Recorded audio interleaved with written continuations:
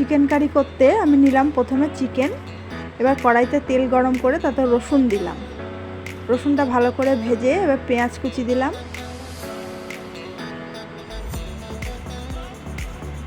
পেঁয়াজ আর রসুনটা ভালো করে ভেজে নিলাম।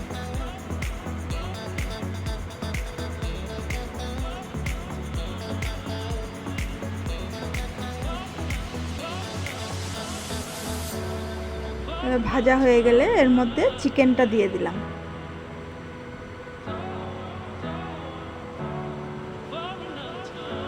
তারপর একে একে হলুদ,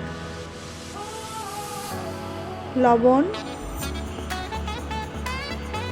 টমেটো কুচি, মিক্সিতে পেস্ট করা মশলা, আদা, জিরে, কাঁচা লঙ্কা, শুকনো লঙ্কা, ধনেপাতা, ক্যাপসিকাম, টমেটো, একটু লেবুর রস দিলাম। ভালো করে কষিয়ে নিয়ে চাপা দিলাম তেলটা ছাড়ার জন্যে। এবার চাপাটা খুলে আর একটু ভালো করে কষিয়ে নিলাম।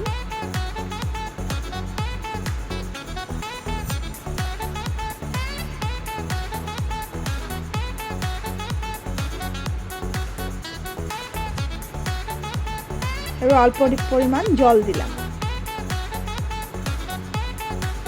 ফুটে উঠলে রান্নাটা রেডি।